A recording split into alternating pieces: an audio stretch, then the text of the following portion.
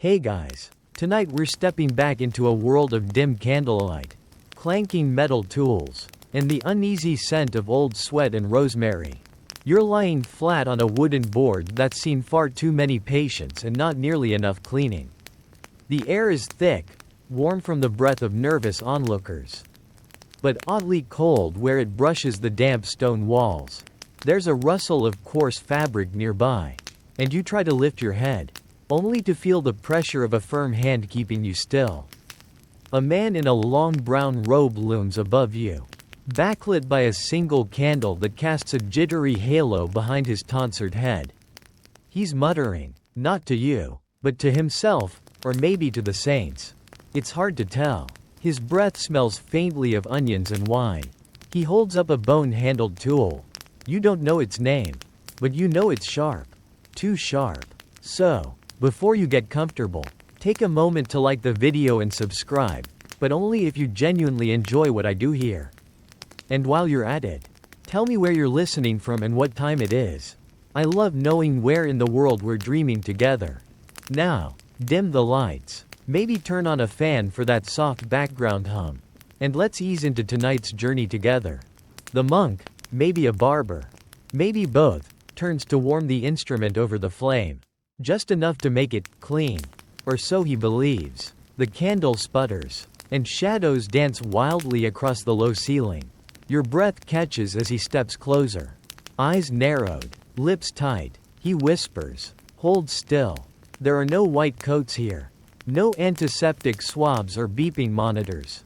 Just woolen robes, bone saws, and faith. The only thing sterile in this room might be the silence between your shallow breaths. Outside, it's evening. Horses whicker in a stable, and somewhere a dog barks. But in here, time bends. You feel every beat of your heart like a drum in your ears. That same scratchy tunic clings to your skin.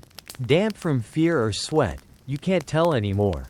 The monk places a bowl beneath the table, wooden and lined with a faded red stain. Not blood, you tell yourself. Just wine, old wine. Probably. Historians still argue whether early surgeons believed in pain, or just didn't care.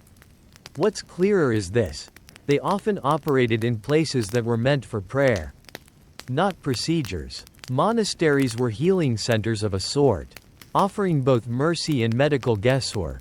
You, lucky soul, are experiencing both. Your hand trembles as you grip the edge of the table. The wood is cracked and sticky, and you feel a splinter sneak under your nail.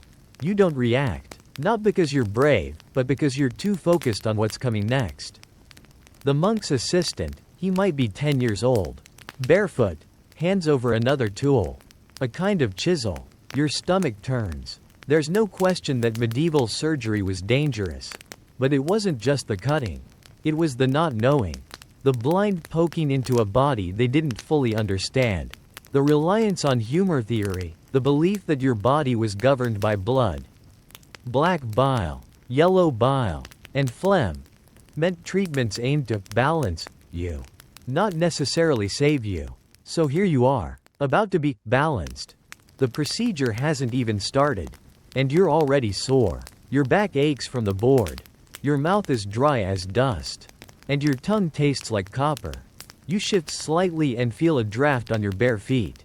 Cold air snakes up your legs like curious fingers.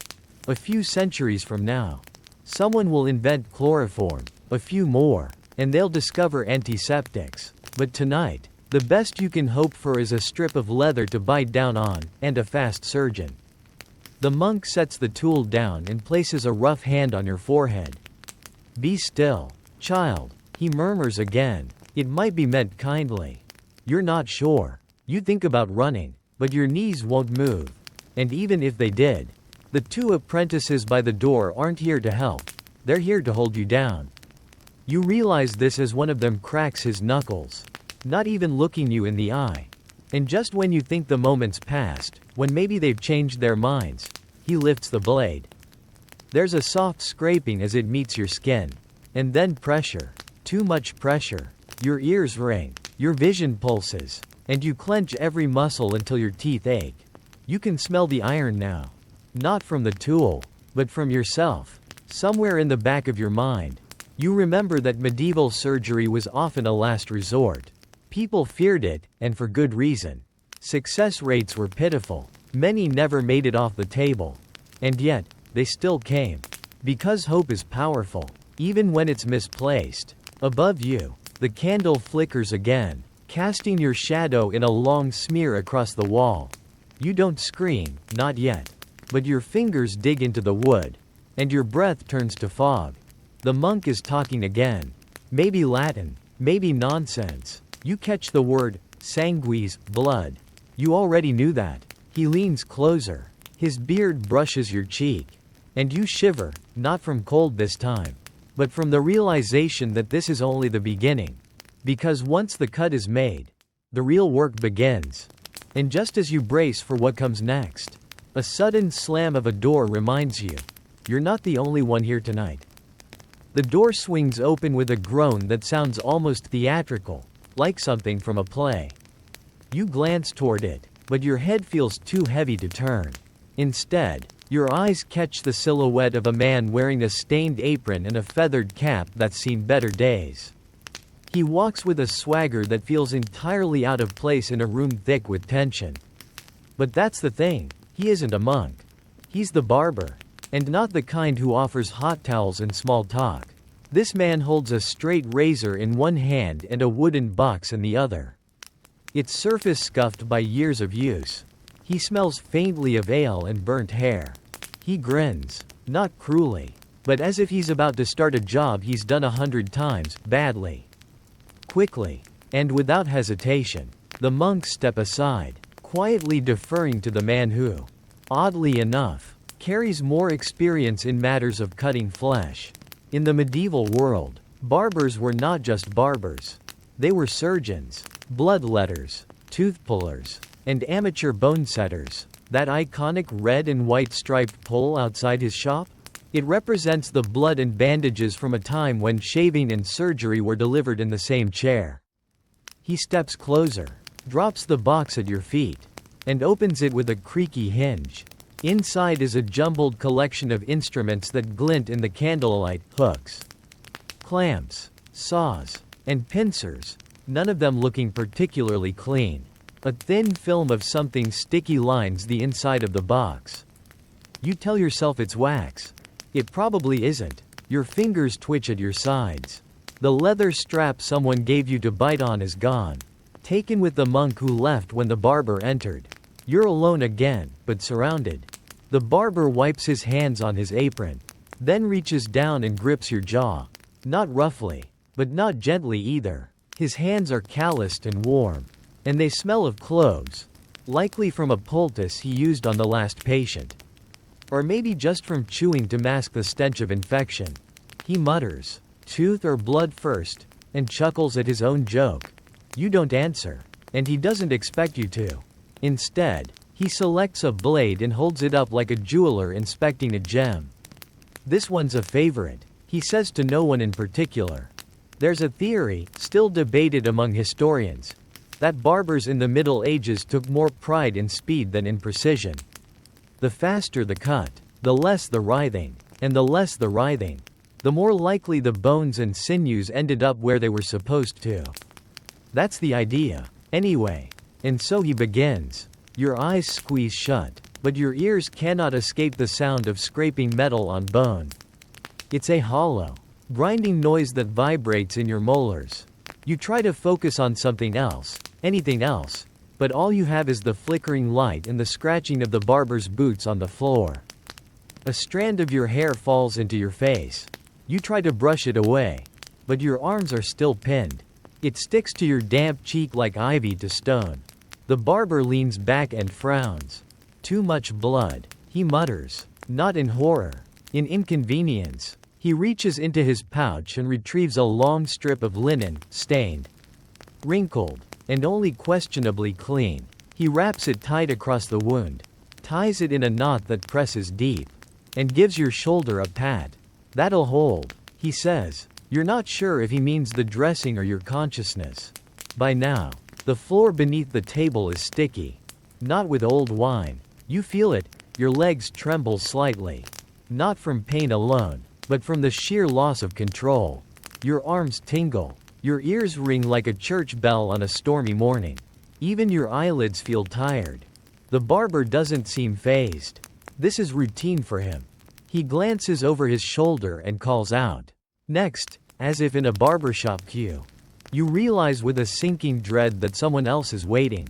That the pain you just endured isn't special, it's standard. There's a strange comfort in that. In knowing that others have lain on this same board. Wearing that same scratchy tunic. Watching the same candle flicker and fade. Back then, medical training often came from watching others. No formal degree, no years of university. Just enough time holding the tools before someone handed them to you and said, "Your turn." And still, people lined up. Not because they trusted the barber, but because they had no other choice. There's a story passed down, not confirmed but often whispered, about a barber surgeon in New York who supposedly used the same razor for shaving beards and shaving off gangrenous toes. The only cleaning involved was a dip in ale between patients. And somehow, some people survived. Quirky as it sounds, ale was cleaner than water back then. So perhaps there was some accidental brilliance to it. Your fingers twitch again, maybe from shock, or maybe because your body is desperately trying to remind you that it's still here. Still alive. The barber picks up a final tool, long, thin, like a knitting needle, and holds it over the flame. He's sealing something. Or maybe he just enjoys the hiss. The smell of burning skin hits your nose like a slap. You don't scream. You just shut down. Your mind drifts. To the sound of horses outside. To the way your feet ache from being still so long. To the memory of sunlight warming your face before all this began. He wipes the blade clean, on his apron, of course, and nods. "You'll live," he says flatly. But then he adds, with the smallest upward curl of his mouth, "Probably." You don't reply. "Can't." The boy assistant slides a crude cup into your hand. Thin, sour wine. You drink. Not because it helps, but because it's the only thing left to do. And just as your vision blurs at the edges, and your heartbeat slows to a dull, uneven rhythm, you hear it again. Next. There's no applause when it's over. No grateful nod. No ribbon tied around your arm like a battlefield medal. You are simply lifted, gently, but without ceremony, off the blood-slick board by a pair of boys who look barely older than 12. They've done this before, too many times. Their tunics are soaked at the sleeves. Their eyes are dull. They carry you through a narrow passageway lined with stone. The walls moist with condensation. A torch flickers on the wall. The flame hisses, as if protesting the heavy, damp air. They set you down on a straw mattress that smells like it was used for hay, and possibly still is. The floor creaks beneath you. And as your head hits the flattened pillow, you finally let go of the breath you've been holding since before the first cut. Across the small chamber, another patient groans. A woman, maybe. It's hard to tell. Her moans rise and fall like waves, soft at first, then sharp as breaking glass. You recognize the sound. Someone else has just learned what it means to be operated on without anesthesia. You try to move your arm. It flops back uselessly, heavy and alien. Your shoulder burns where the barber's hand pressed it. And every breath sends a throb down your side, like a bell rung too hard. There were no painkillers in the medieval world. Not really. No morphine, no Novocaine, just prayers, wine, and the occasional piece of wood or leather to bite down on. You look around. No one's left you anything to chew on. Lucky you. You remember now. Some patients fainted before the blade ever touched them. Others screamed until their voices gave out. Or worse, bit clean through their own tongues. Some had to be gagged. Others were told to pray louder. You, apparently, just went quiet. Your hand instinctively clutches your side. The dressing is already damp. You don't want to know with what. The notion of pain in the Middle Ages was different. Pain wasn't something to be avoided, it was proof of life. A punishment for sin, a gateway to healing. You were expected to endure it, perhaps even embrace it. And if you couldn't, well, maybe you weren't meant to survive. There's a flicker of movement near the window. A monk peers in, nods slightly, and walks away. Not in haste, just a kind of silent resignation. His job is done, but you're still here, still tingling with the ghost of the blade, with the heat of the cauterizing iron still echoing in your nerves. Your tunic clings to you like a second skin, itchy and damp. You want to scream, not from pain, but from the sheer itch of it, the unbearable scratch that dances up your spine with every shift of your weight. And yet, this is the best care available. Your thoughts drift to poppy seeds. Yes, poppy. You heard once that in the East, they used the extract of the poppy flower to dull pain. Opium, they called it, but it hadn't yet made its full tour through Europe. At best, you'd be offered a mixture of crushed herbs, wine, and a whispered hope. One recipe, passed down from a physician who claimed divine inspiration, included lettuce, vinegar, and dried henbane root. None of that sounds remotely effective. Some versions added mashed frog liver. Possibly out of desperation, possibly as a joke. You roll onto your side, slowly, and your breath catches again. Your ribs protest, your joints ache, even your teeth throb, as if they witnessed the blade too. Your body is a map of raw nerves now, and every shift redraws it in a new language of pain.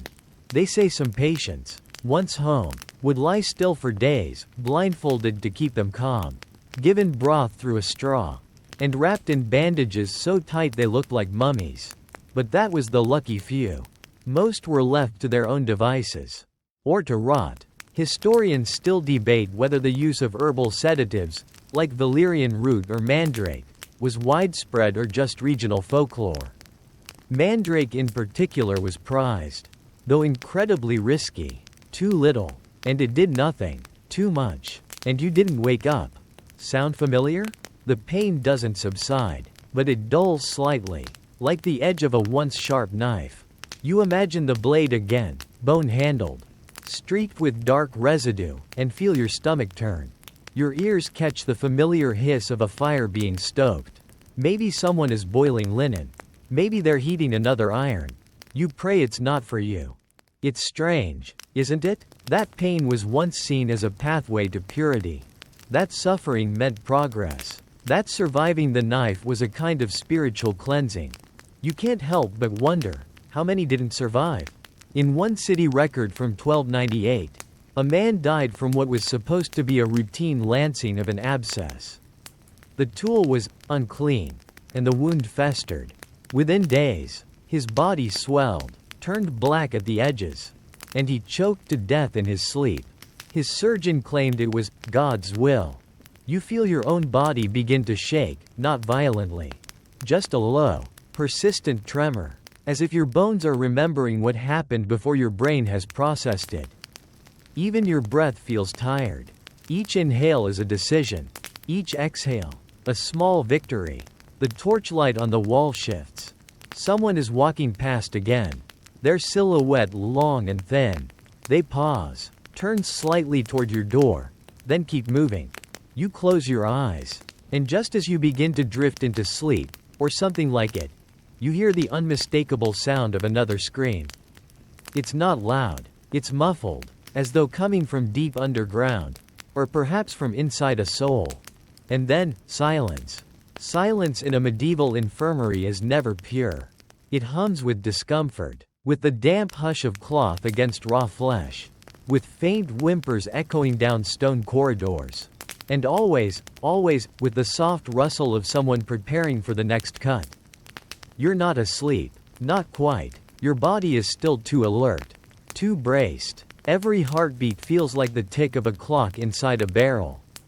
Your feet, finally warm beneath the straw, twitch slightly. Not from cold now, but from memory. The sensation of the hot iron still simmers beneath your skin like a fading ember. There's a slow shuffle of feet approaching. You recognize the gait, light but deliberate, like someone trying to not be heard while carrying something heavy. It's the boy again. His arms are wrapped around a clay bowl, steam rising in lazy tendrils. He sets it beside you on a stool without speaking. Inside is a mixture that smells of garlic, wine, and something sour. It's meant to be medicine. You wonder whether it's for drinking or for pouring onto your wound. Both seem equally awful. He hands you a wooden spoon. Your fingers wrap around it shakily. You lift it to your lips and flinch at the heat. It tastes like boiled onion water, spiced with desperation. Still, you sip. It's warm, and warmth feels like kindness. But the reprieve is short. In the chamber next to yours, someone coughs, a sharp, barking cough that cuts through the stillness like a blade. You hear the slosh of liquid. Maybe a bowl spilling. Maybe something worse. Then a voice, urgent and angry. Another cough. Then silence again. This is what pain without painkillers looks like. A room of people caught in limbo. Not dead, not truly alive, just hovering in the space between. Waiting to heal, or not. There were experiments, of course. Attempts at numbness. In some regions, opiate-laced sponges were held under the nose, soporifics. They called them mandrake root soaked in vinegar and wine. Some said it dulled the pain. Others never woke up to report back. Historians still argue whether it worked at all or was mostly ceremony. Your body, meanwhile, has gone stiff. It's as if your limbs are protesting what they just endured. You try to stretch, but even that feels like too much. A dull ache sits beneath your ribs like a sleeping animal. Back in the day, a broken bone wasn't just set, it was bound, packed with honey or wine-soaked cloth, then left to air out, in hopes the humors would stabilize. Surgery, in that sense, was never truly finished. It was a process, and the patient's endurance was as critical as the surgeon's skill. You lie still and think of teeth. Because sometimes, the pain wasn't in your leg or your side, but in your mouth. Toothaches were among the most dreaded afflictions of the Middle Ages. And without anesthetics, extractions were brutal. A tooth puller, often the same barber who just sawed your arm, would twist the tooth until it cracked free. Often taking bits of jawbone with it. If it got infected, well, back to the knife. Or the grave. Your tongue feels suddenly too big for your mouth. As if reminded of its own vulnerability. You swallow hard. There was no such thing as local numbing. No gentle, you'll feel a little pressure. Just a metal hook and the hope that the patient passed out before the screaming upset the livestock. One French text even describes the tooth key, a device shaped like an old-fashioned corkscrew, designed to rip molars from the jaw. It was efficient, they claimed, but also, frequently, fatal. And yet, people still showed up. Because when pain is constant, even agony with an end sounds like mercy.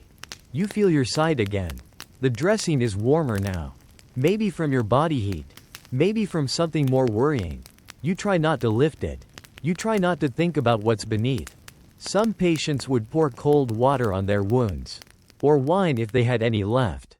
Vinegar was another favorite. Not because it worked, necessarily, but because it stung. And the sting meant it was working, supposedly.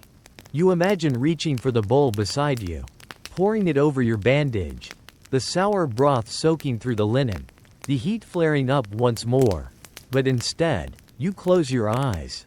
They say monks would sit beside patients and chant psalms to distract them. Not to comfort, just to occupy the mind. To keep it from floating too far from the body. You wish someone were chanting now.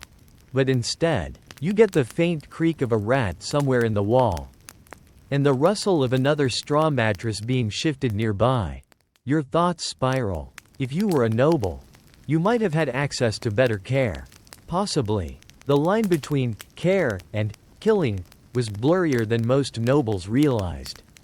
Some even died from leech overuse. Bled so often that their bodies simply gave up. That same scratchy tunic you wear now, it was a luxury for some. For others, it was their shroud. A breeze curls through the window. It smells faintly of hay, of horse sweat, and of something burning in the distance. You breathe it in like it's clean, like it won't make your throat seize up with dust. You look down at your fingers. They're pale, your nails purple at the tips. You clench them once, weakly, and feel them tremble. And just as you begin to drift into the fuzziness of fever or sleep, or both, you hear a quiet voice in the hallway. Bring the cautery. The words echo like a bell tolling somewhere deep inside your skull. Bring the cautery. You don't know if it's meant for you. You hope it's not. But the very idea of that glowing iron coming near your skin again is enough to send a ripple of cold sweat across your brow. You try to sit up, but your arms are leaden.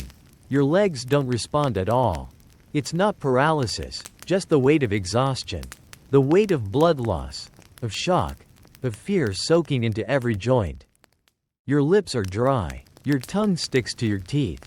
When you manage to blink, the world feels slow, as though the very air has thickened around you. Then, just when you think you might slip into sleep, the curtain is drawn. A man enters, not the barber this time, but a different figure, dressed in armor. Well, part of it, a padded gambeson, a dented pauldron on one shoulder, and a rusting sword at his hip. His leg is tied in a dirty cloth soaked through at the thigh. He's limping badly, his teeth bared in a mix of pain and what might be a grin. You know that look. That's the look of someone who's trying to pretend they're tougher than they are. He nods toward you briefly, then collapses onto the bed beside yours. The straw groans beneath him. A young monk rushes in behind him, out of breath, carrying a satchel and a thin strip of parchment with some kind of crude sketch, possibly the wound. Possibly a religious drawing, hard to tell which. You watch the soldier out of the corner of your eye. His hand grips the bed frame like he's trying to strangle it. This is battlefield surgery, and you're about to witness it. In medieval warfare, wounds weren't tidy. They were jagged tears from iron blades, splintered shafts from arrows, crushed bones beneath the weight of a mace. And once the battle ended, the real danger began. No antiseptic, no clean bandages, just a field, a few tools, and the hope that the local barber surgeon hadn't fainted from the sight of too much exposed muscle. You shift slightly, your own wound throbbing in empathy with the soldier's. He begins to pant, short and sharp, like he's trying to keep pace with pain. The monk peels back the soaked cloth from the leg and winces. That's not encouraging. You can't see the wound, but you can smell it. It's the kind of rot that sticks to the roof of your mouth. Sweet and sour, like fruit left too long in the sun. A second figure enters, older, grayer, but somehow more confident. You recognize him as the one with the cautery iron. He places it in the coals near the corner of the room. The iron hisses as it meets the heat, glowing orange at the tip. It smells like a forge, or perhaps like fear. The soldier's knuckles are white. In those days, there were no surgical tables in the field. A fallen log, a rock, even a friend's lap might serve as your operation theater. And the only anesthesia was speed. That's where the best surgeons earned their reputation, not in precision, but in haste. Some could remove a limb in under a minute. Whether or not the patient survived was a different matter entirely. The iron glows brighter now. The monk lifts a cloth to shield the patient's eyes. And yours too. Just barely. It's a courtesy. One that won't help. Then comes the sound. That awful, wet sizzle. Like meat dropped onto a hot griddle. The soldier doesn't scream. He roars. It's a raw, primal sound that doesn't belong to any language. It vibrates in your ribs. Makes your teeth ache. The smell gets worse. Not because it's new, but because now it's familiar. You can't help but look. There it is. The iron pressing into the wound. Skin curling back like parchment in flame. A monk holding the man's shoulders down while he kicks once. Twice. Then goes limp. He's not dead. Just somewhere else now. You breathe through your mouth. But that only brings the taste deeper, metallic. Bitter. Awful.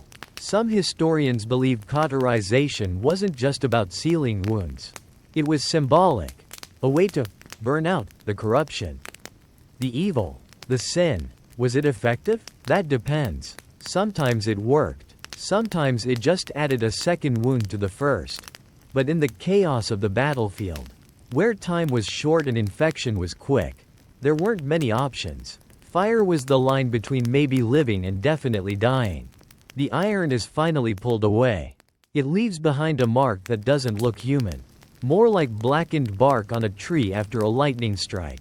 The room is quiet again. Except for the soldier's ragged breathing. You close your eyes and feel your own wound pulsing in time. There's a gentle touch on your arm. A monk again. He offers a strip of dried apple, soaked in vinegar, supposedly for energy. You chew it slowly. It tastes like despair. They lift the soldier from the bed. Two men supporting him like he's made of glass. He mumbles something, possibly a prayer, possibly a curse. He's alive, for now. And just as they carry him from the room, his eyes meet yours for a second. You don't speak, but you both know exactly what it feels like to burn. Time doesn't pass in this place, it leaks. One drop at a time. Like water from a cracked jug. You don't know how long you've been here. Minutes? Hours? It all blends together in the flicker of torchlight and the scrape of footsteps down the corridor. Somewhere far off, a bell tolls. Vespers. Maybe. Or maybe just a reminder that you're still tethered to the world by the thinnest thread of routine. You stare at the ceiling. It's low, carved roughly from ancient wood beams. And one of them is cracked just enough to drip. You watch it for a while. Hypnotized. Until you realize it's not water, it's something else. Something with color. You close your eyes again. The smell in the air is getting worse. Not just the rot or the sour wine, but something deeper. The room is full of unspoken things, shame, resignation, pain like thick wool layered over everything. You shift again, and your tunic rasps against your wound. That same scratchy fabric, stubbornly clinging to your skin, soaked with sweat, maybe blood, maybe both. Then you hear it, a strange sound, gentle, wet, repetitive. You open one eye and see an apprentice crouched beside a patient. He holds a small ceramic jar in one hand and dips a spoon into it slowly. With practiced rhythm, he begins to smear something over the patient's chest. Leeches. There must be a dozen of them. Glistening like wet licorice. Inching across the man's pale skin. One has already latched on. Pulsing slightly with each draw of blood. You try not to gag. Leeching was the great medieval solution to almost everything. Headaches. Fevers. Bad humors. If you were flushed and sweating, they'd drain you. If you were pale and cold, they'd drain you more. The logic was elegant. If someone's sick, let the blood out. It didn't matter that people fainted, or that many never fully recovered. Bloodletting wasn't about comfort. It was about belief. A system older than science. Kept alive by repetition and hope. You hear the patient whimper as another leech latches on. His toes curl involuntarily, and his arm flails weakly against the apprentice's steady hands. You remember hearing that the leeches were sometimes kept in communal jars.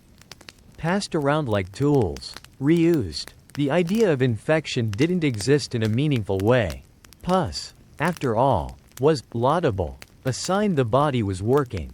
Laudable pus. There's a phrase you can't unhear. Doctors in the Middle Ages believed in it. If a wound produced thick, white pus, they considered it a good omen. It meant the humors were adjusting. That the healing process had begun. Only now do we understand what it really meant. Infection. Festering beneath the skin like a secret ready to burst. You rub your hands together beneath the blanket. They feel cold, numb at the fingertips. You flex them slowly, watching your knuckles crack in the dim light. Across the room, another patient is being drained. Not with leeches this time, but with a lancet, a small, sharp blade used to nick the veins. Blood pours out into a bowl. It's dark, thick. You feel your stomach twist. They'll discard it outside. Maybe use it for rituals. Maybe not. There are rumors that blood, once cooled and thickened, was repurposed for poultices or pigment. Whether true or not, the idea sticks to your skin like old grease. The apprentice hums softly. A lullaby. Maybe. His hands move with skill far beyond his years. You wonder how many patients he's watched die. There's a story from an old manuscript about a man treated for melancholy with repeated leeching, twice a day for a week. He finally collapsed on the third day and never woke up. The physician wrote, "His humors were too corrupt." The family buried him with honor. The doctor received a small fee. Life went on. The thought makes your spine feel colder than the air. Your own wound is beginning to itch. That's strange. Deep itch that means something is happening beneath the bandage. Something living. You want to tear it off.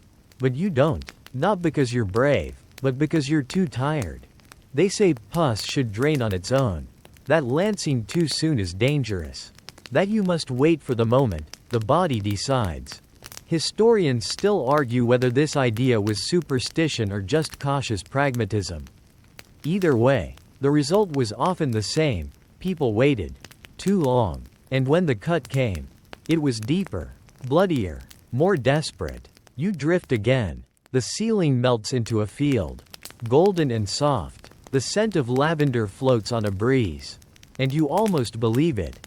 Almost. But then a voice whispers nearby, snapping you back. Hold still. It's not ripe yet. You freeze. The words were said to someone else, but they cling to your ears. You don't want to know what's not ripe. You don't want to be here when it is. You close your eyes. Again. But your ears stay open. Because the wet sound of leeches still sucking blood is hard to forget. And just as your breath begins to settle, and your mind dares to hope for a moment of quiet, a scream rises from the far end of the infirmary. And it's your name. Your name cuts through the air like a blade through fabric, familiar, but distorted, as though shouted underwater. It bounces off the stone walls, echoing just enough to make your chest clench. For a moment, you're not sure if it was real. Maybe a dream, maybe a memory, but the silence that follows is too heavy to ignore. You open your eyes. The monk who tends this part of the infirmary appears in the doorway. He doesn't rush, monks never do, but his eyes hold something different this time. Not panic, not fear, something closer to urgency wrapped in resignation. He beckons silently. You shift your legs over the side of the bed. The straw beneath you crackles like dried leaves. Your knees creak. Your hands sting. You don't remember standing, but suddenly you're upright, leaning heavily against the wall. Your forehead resting on cool stone. Every part of your body protests. Come, the monk says softly. And so you follow. Down the corridor. Past the chamber where the leeches wriggle in their jar like wet ribbon. Past the soldier's empty bed. Past the smell of hot iron and the dull sound of distant moaning. You reach a smaller room, less an infirmary and more a storeroom turned into something darker. The air is thicker here. Humid, as if the walls themselves are sweating. A small window lets in a beam of silver moonlight that slashes across the floor like a sword. There, on the table, lies a child, no older than 10, face pale, hands clenched, eyes open, but empty. Beside him is a nun, or maybe a lay sister, cradling the child's head. Her lips are moving, murmuring a prayer you recognize but cannot follow. It sounds soft, but sharp, as if trying to coax the soul back through sound alone. A physician steps forward, not the barber, not the monk. This one wears a long robe, dark blue, and a belt crowded with pouches. You catch a whiff of rosemary, cloves, and something earthy, moss, maybe, or dried roots. He opens a leather roll and lays it across the table. Inside are tools, not surgical blades, but small spoons, probes, and something that looks like a bent needle made from bronze. They're cleaner than the ones you've seen. Barely. The child breathes. Barely. And now you understand. They called your name because they need help. Not from you directly, but your body. Your blood. The monk turns to you and gestures to the stool beside the child. Sit. You lower yourself, groaning with each motion. The air smells faintly of vinegar. A basin sits nearby, filled with hot water and crushed mint. You recognize the preparation. It's meant for washing hands before assisting with delicate procedures. The physician speaks at last. We believe the humors are imbalanced. he says. Too much black bile. His soul is drowning. You know what comes next. Bloodletting wasn't always about draining. Sometimes, it was about transferring. If someone was too cold, too pale, too weak, they needed life. And if you had extra. A fringe belief at the time, called sympathetic transfusion, suggested that the warmth, vitality, and balance of one body could encourage the survival of another. No tubes, no science, just faith, courage, and a very sharp needle. You roll up your sleeve. The monk offers a leather strap. And you bite down. The needle pricks your arm. The pain is quick, but precise. You feel the warmth begin to flow. Not just from your body, but from your thoughts, your energy, your fear. The child stirs. Not much, just a flutter of the eyelid. But everyone sees it. The physician closes his eyes. The nun stops chanting. The monk holds your shoulder with a gentle firmness. Historians still debate whether these attempts ever worked. There's no record of survival from this method. But the fact that it was tried at all says something about the depth of belief, of desperation, of hope. The blood is caught in a small bowl. Carefully poured. The child's lips are parted. And a cloth soaks with the red mixture. Then pressed gently to his mouth. It's not scientific. It's almost symbolic. But in this moment, it feels holy. Your vision dims at the edges. You sway slightly. The monk steadies you. Enough, he says. You pull your sleeve down slowly. The wound is shallow, but your arm feels like it's carrying the weight of the entire room. The physician leans over the child. He breathes better now. He murmurs, "We will wait." You don't stay to see if he wakes. The walk back is harder. Each step echoes, louder than before. The pain in your side is distant now, blurred by the aching throb in your arm and the strange warmth in your chest. Not pride, not really, just quiet bewilderment that you're still walking at all. You collapse into your straw bed again. The itch, the scratch, the groaning straw, it all returns. And just as you begin to settle, eyes heavy, limbs buzzing with fatigue, you hear the wind rise outside. Not the kind that howls. The kind that whispers, like it's calling your name again. The wind outside grows restless. It slips through the cracked shutters and curls around your ankles like a cat with cold paws. You tug the blanket tighter over your knees. But it's no use. The chill is inside you now, woven into the cloth, stitched into your veins, pulsing beneath the bandage that clings to your side like wet parchment. Your skin itches, not the gentle, healing kind, the deep, crawling sort. Like something is alive beneath it.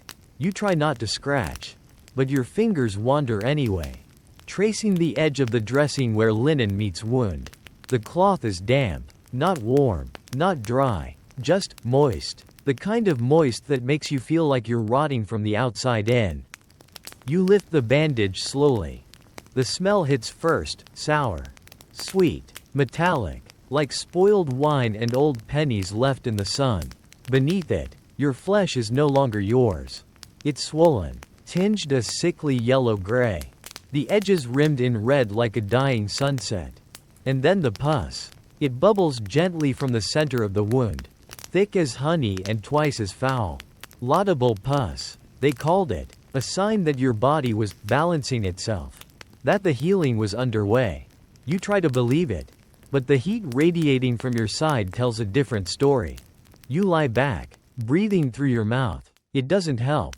Somewhere in the corridor, someone gags. Maybe they saw their own wound. Maybe they smelled yours. Hard to tell. Just then, the door creaks open. It's not the barber, not the monk, not even the leech boy. It's her. The woman from earlier. The one with the green-stained fingers and the bundle of herbs wrapped in oilcloth. She enters like a shadow, barefoot and silent, as if afraid the floor itself might object.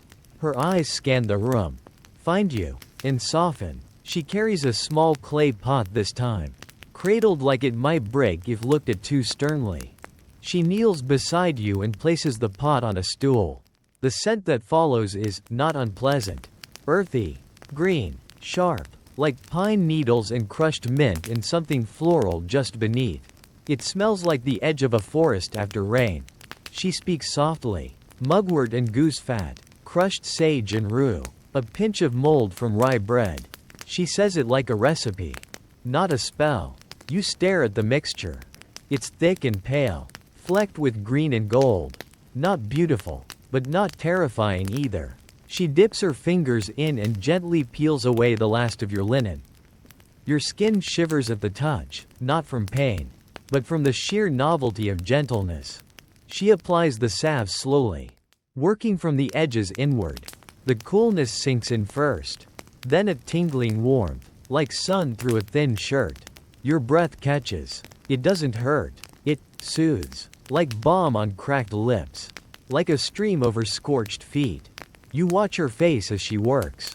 Calm, steady, focused in that way only people without fear can be. You wonder how many she's saved, and how many she's watched fade.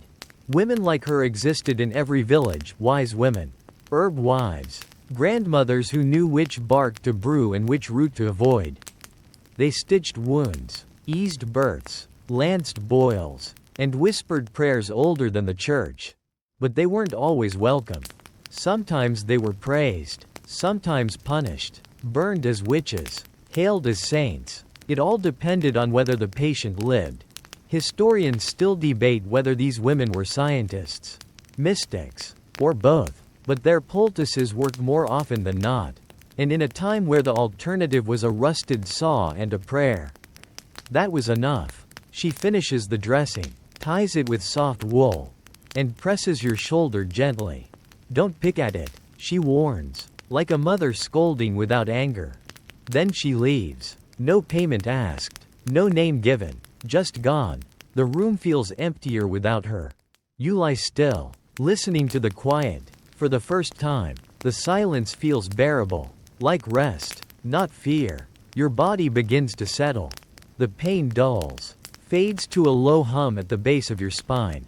You shift beneath the blanket and find a position that doesn't make you want to scream. A victory, small but golden. And then, a whisper. A real one this time.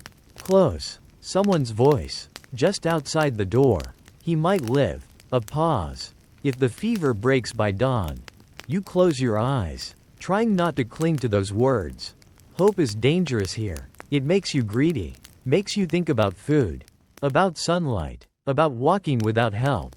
You remember stories of soldiers returning from battle with festering wounds, treated not with iron, but with honey. Real honey. Raw, thick, slathered across the skin to seal it from air and infection.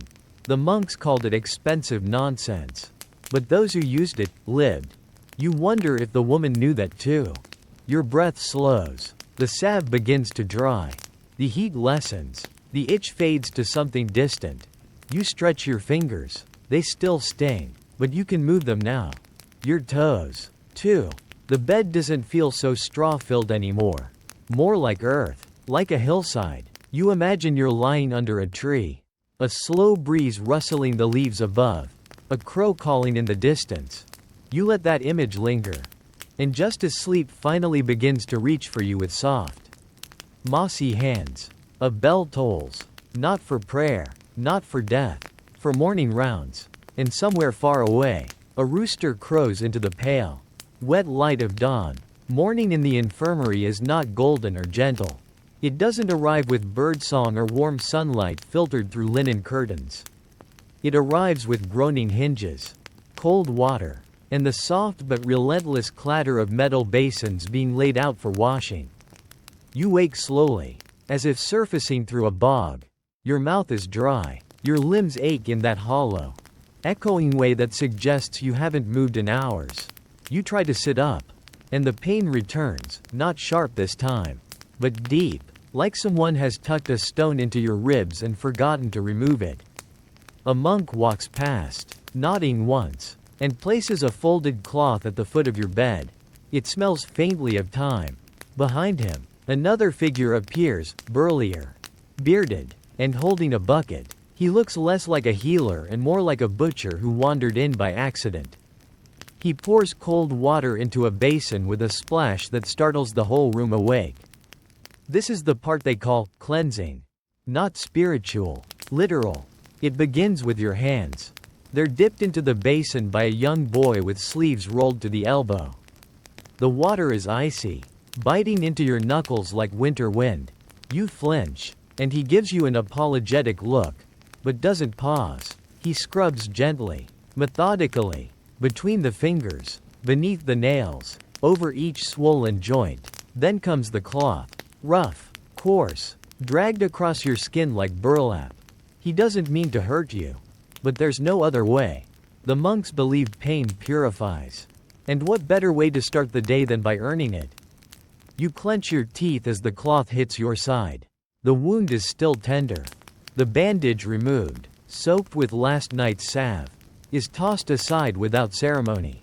The same scratchy tunic you've worn for days lies folded nearby, stiffer than it was before. You wonder if it still remembers your shape.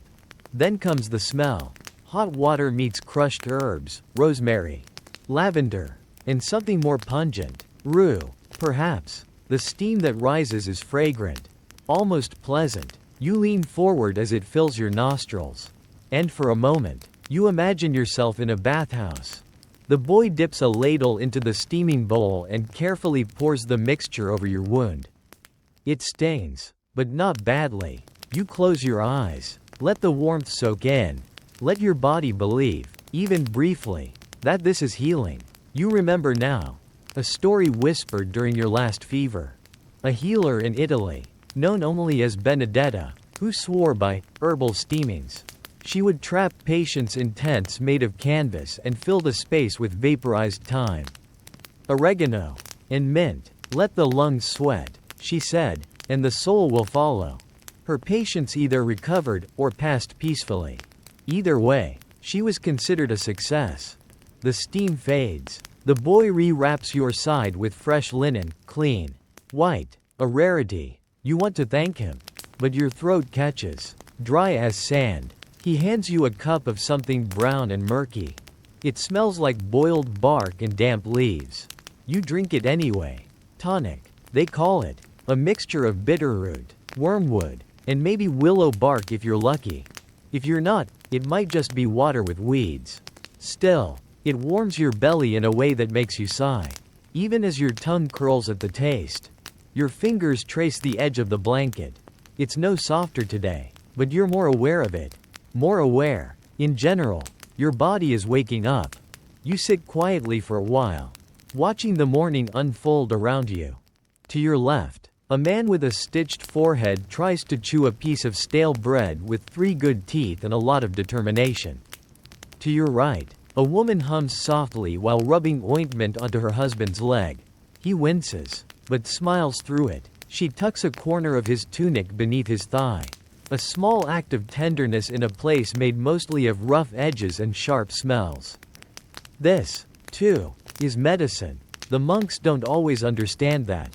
A figure approaches, a senior monk this time, draped in heavier robes, rosary beads clinking faintly at his side. He examines your dressing, frowns slightly, then nods once. Still with us, he says, not as a question, just a quiet statement of fact.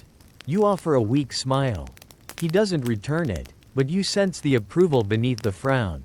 He leaves behind a thin wafer of bread and another tonic, this one clear, sharp smelling, possibly with vinegar, possibly with hope. As you sip it, you feel your legs beneath the blanket. They respond this time, weakly, but truly. You flex your toes. They cramp slightly. You laugh, a small, tired sound that surprises even you. The monks are lining up patients now, checking wounds, taking notes in cramped Latin script. A few novices are preparing buckets of more hot water. A girl with a bruised cheek sits beside her father, who watches every move the monks make with suspicion. You wonder how many here will make it through the week. You wonder if you will. But for now, your side is bound. Your stomach is full, and your hands are clean. Clean enough. You lean back against the straw pillow and close your eyes. And just as your breath settles into something close to steady, You hear footsteps outside, heavy, sloppy, a new arrival, and the sound of sobbing. The sobbing isn't the kind that begs for attention. It's quieter, broken, the kind that leaks from someone too exhausted to wail, too full of grief to hold it back. You open your eyes, blinking against the shaft of pale morning light slanting in through the warped shutter. Outside your chamber, footsteps thump unevenly. A voice murmurs something unintelligible. Then, a sudden scuffle. Not loud, more like someone losing their balance and catching themselves too late. The curtain is pulled aside. A woman stands there. She is soaked, shoulders hunched, hair plastered to her cheeks in knotted strands. Her dress is torn, muddy at the hem. Her hands are clasped around something she refuses to let go of, a boy. Maybe 7 years old, limp in her arms. The monk behind her says nothing, just steps aside. She walks in slowly. Her legs wobble as though she's walked for miles. And maybe she has. There's straw in her hair, grime on her arms, and blood on her fingertips.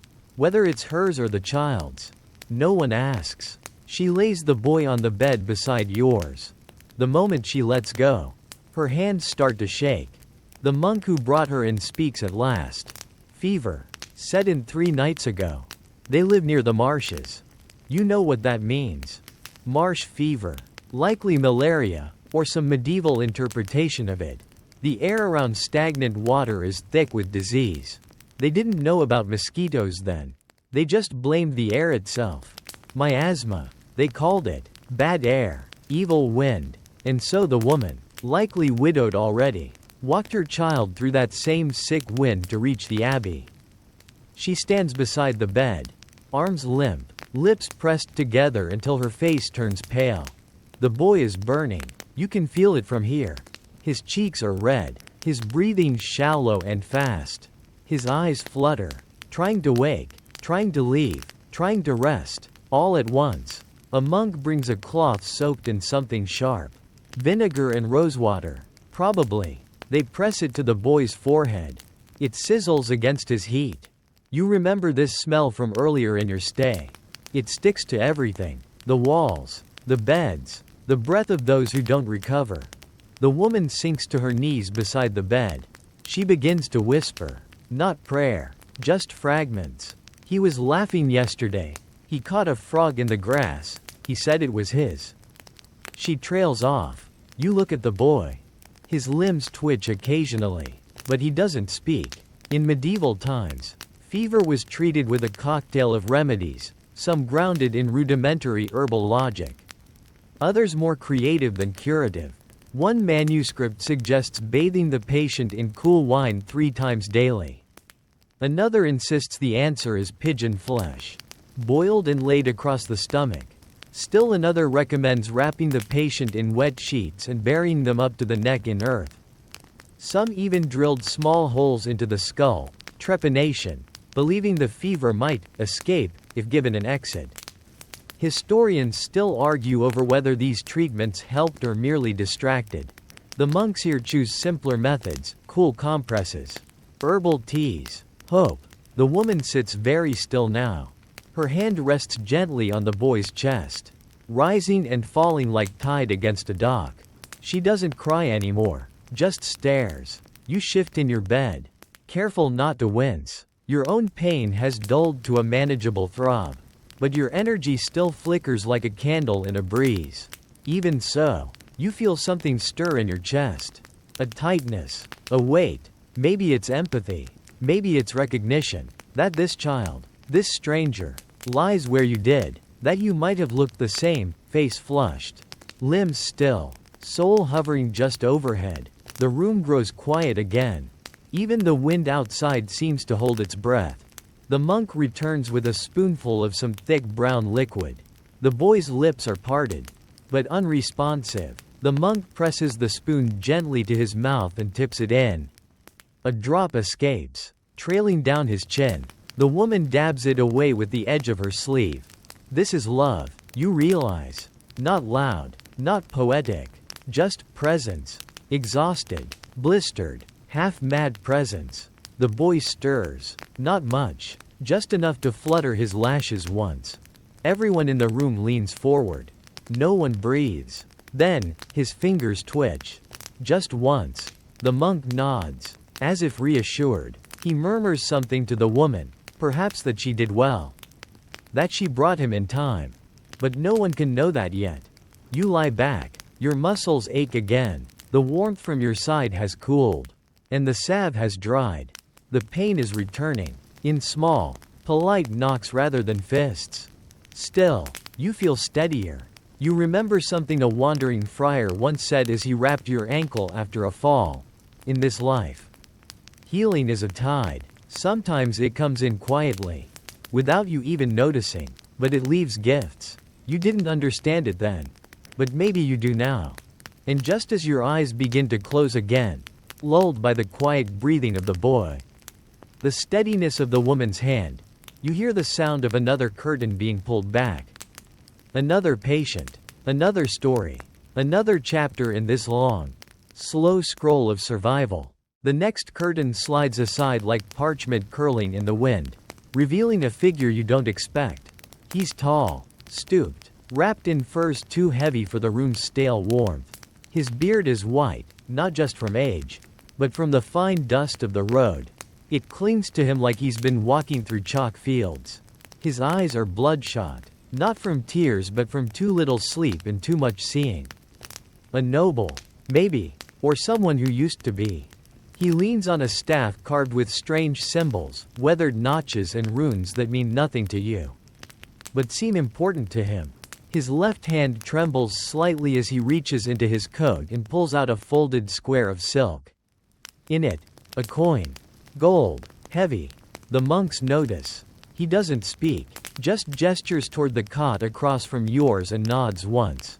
He wants help, but not for himself. A second figure enters, a younger man, draped over the shoulder of a monk like a sack of grain. His skin is gray, not pale, gray. His mouth is slightly open, lips cracked and blue at the edges. His shirt is soaked at the collar with something dark. They lay him down. The old man doesn't sit, just stands there like a gargoyle, watching, eyes locked on the younger man's chest, watching it rise, or hoping it will. A physician steps forward. You recognize him, not the one with the sharp tools, but the one who brings the paste that stings less. He kneels and pulls back the shirt. A wound, upper chest, just under the collarbone, jagged, not a blade, more like a bite. The room shifts. You feel it. Bites, in this place, are not just wounds. They are questions. Was it a dog? A man? Something else? The physician doesn't ask, just examines the edges. Swollen, already blackening. In the Middle Ages, infections like this were feared for good reason. Without antibiotics, without antiseptics, a single puncture could turn deadly in days. Tetanus, gangrene, blood poisoning, all whispered like curses no one dared name aloud. The physician reaches for his instruments. And now you see them again, clearly for the first time since your arrival. A tray laid out like a painter's palette, but for suffering. The scalpel, long and narrow like a quill meant for writing in skin. The bone rasp, curved like a crescent moon. The forceps, blunt and iron. And the saw, always the saw. He picks up a slender hook and a cloth, begins to clean the wound. The young man moans once, barely a sound, more like a draft moving through reeds. The old man flinches, but does not look away. You lie there, body aching, side pulsing, unable to look elsewhere. There's something about this moment, about watching someone else on the edge, that makes you realize you were just there not long ago. That your own groaning, your own stifled cries, probably looked just like this. You remember the burning, the fever, the feeling that your skin was too small to contain the fire inside you. And still, you lived. The physician mutters something. Rot's already traveling. You don't need to be close to hear the dread behind his tone. He glances at the monk. The monk gives a slow, deliberate nod. Amputation. The word isn't spoken. It doesn't need to be. In the Middle Ages, cutting off a limb was not a choice. It was an ultimatum. Lose the leg or lose the life. Saw quickly. Bind tightly. Pray fervently. You shift in your bed, suddenly aware of your own limbs. They hurt, yes, but they're still there. Still yours. The physician retrieves the saw. The room changes. The monk lights a new taper and brings a basin of wine, cheap and bitter. The only antiseptic available. They pour it over the saw. It steams faintly. The scent fills the room. The young man is unconscious now. Or close to it. His body slack. His mouth slightly open. He looks peaceful in the worst way. The physician begins. You close your eyes. But the sound finds you anyway. Wet. Gritty. Like cutting into green wood that's just started to rot. It's not quick. Not clean. You grip your blanket. Your fingers curling into the wool. The old man's breathing changes. Not loud. Not panicked. Just shorter. Like each breath is a decision. Like he's trying not to drown in memories. Somewhere deep in the monastery records. You once read. There's a note. The limb was lost. The man lived. For a while. You wonder if this is one of those stories. The saw stops. The silence after is enormous. The monk presses hot linen against the stump. The smell of cauterized flesh rises again. And you taste it before you even breathe it in. And yet, there's movement. The young man coughs. Just once. But it's enough. He's alive. The old man sinks to his knees. Not in prayer. In something deeper. Exhaustion. Relief. Grief held too long. He presses his forehead to the floor and does not speak. You watch this quietly. And just as you begin to wonder how much more this room can hold, how many cries. How many smells. How many silent prayers. Someone down the hall starts to laugh. Not joyfully. Not cruelly. The laugh of someone who doesn't know whether they've survived, or just haven't died yet. The laughter echoes down the corridor like a cracked bell, offbeat. Uneven, and far too loud for a place built mostly of hushed prayers and bitten lips. It bounces off the stone, skipping from one chamber to the next until it finally reaches yours. And even though it fades quickly, the sound lingers behind your eyes like the afterimage of a candle blown out too fast. You blink, trying to clear it, then you hear it again. Closer this time. The curtain rustles, and in steps the source. A man, thin, tall, possibly younger than he looks. He walks with a limp and carries a linen sack tied with twine. His tunic is stained at the cuffs and his eyes are wild, not angry wild. Not dangerous wild, just untethered. The kind of man who has seen too much, survived too much, and decided that laughter hurts less than screaming. Good morning, comrades, he says, sweeping a theatrical bow to the room, mostly unconscious patients and a confused monk in the corner. You blink at him. He grins. Don't worry, he says. I'm not contagious, just unfortunate. He sets down his sack and pulls from it a scroll, a dried apple, and a dead rat, one for reading, one for eating, one for regretting. The monk rises, approaches, and begins to protest, but the man raises his hands. Wounded, not mad, I assure you. He rolls up the sleeve on his left arm, revealing a deep, festering wound near the shoulder. It's not fresh. The edges are cracked, dark, and gleaming with something that shouldn't be there. But it's the shape that draws your eye. Two distinct puncture marks. Close together. A bite. Again. The monk draws in a breath. When? 2 nights ago. Tavern brawl turned strange. A man bit me, then ran, very fast, on all fours. The monk does not laugh. You expect him to be ushered out, banished, told to go wait in the forest and pray. Instead, the monk nods, almost tiredly, and gestures toward a cot in the corner. One that hasn't been cleaned since the last person died in it. The man grins. Charming. I've stayed in worse. He limps over, sits heavily, and begins humming a song you half recognize, something old. Something that sounds like it belongs to sea shanties and lonely inns. The monk approaches with a cloth and a bowl. The humming stops. The man offers his arm. You watch, as if in a trance. As the wound is cleaned, it's not healing. It's angry, inflamed, the skin around it pulses slightly. And the man flinches, not in pain, but in something closer to amusement. Still there, he mutters. Still mine.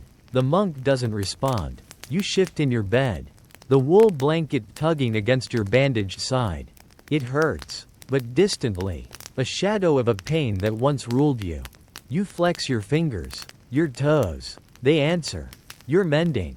But across the room, he's not. His breath is shallow.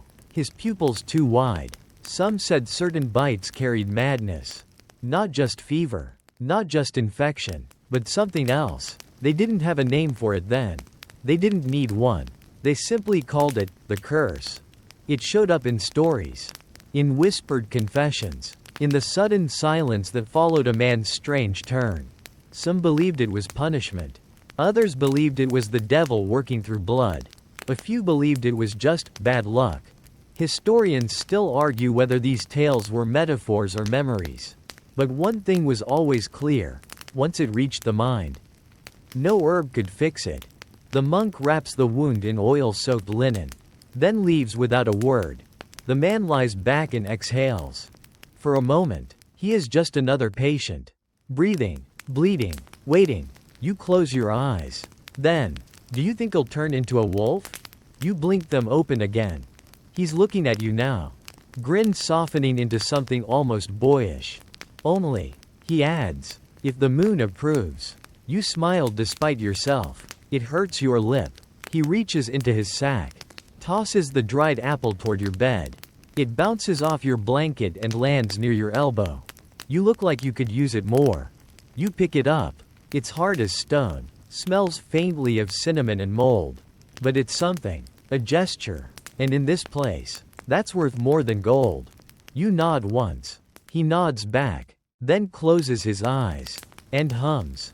A monk begins to sweep in the hallway. The soft scrape of straw bristles keeping rhythm with the song. A bell chimes. Faint and distant. Maybe for midday prayers. Maybe just someone counting how long each patient lasts. You take a bite of the apple. It's terrible. But you keep chewing. And just as the man's humming fades, and your own pain curls back into quiet submission, a bird lands on the windowsill outside. The first one you've seen in days. It looks in, and doesn't fly away. The bird stays longer than it should, perched on the warped stone edge of the windowsill, tilting its head at angles too precise to be casual.